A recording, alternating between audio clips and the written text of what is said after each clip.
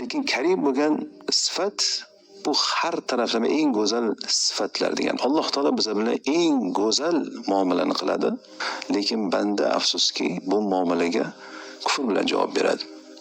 Noshukrlik bilan, nonko'rlik bilan javob beradi. Alloh taoloning karomidan shuki, insonga yengil bo'lgan amallari uchun buyuk ajrlarni va'da qildi. Masalan, bir zikr haqida tafakkur qilsak, zikr juda ham oson bo'lgan narsa. Zikr uchun inson pul sarflamaydi, kuch-quvvat sarflamaydi. Biron bir joyga safar qilish kerak yo'q. Bir joyda o'tirib ham zikr qilib o'tirsa bo'ladi. Til eng charchamaydigan organ. Bu haqida ko'p gapirganmiz. Lekin Alloh taolaning va'dalariga e'tibor bering. Tarozda eng og'ir bo'lgan narsa dedi.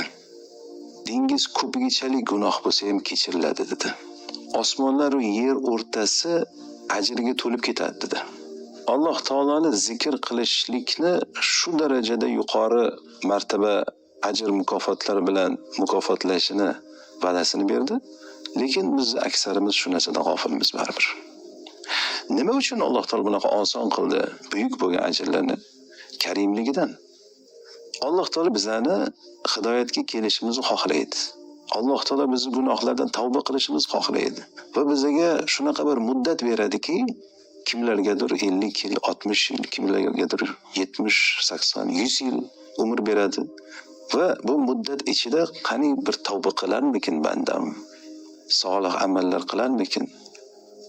Qaytarmikin deydi. Bu karimligidan Alloh taolo bizni azoblamayotganligiga aldanib qolmaylik. Alloh taolo o'zining karomidan bizga shunchalik rahmli, mehribon.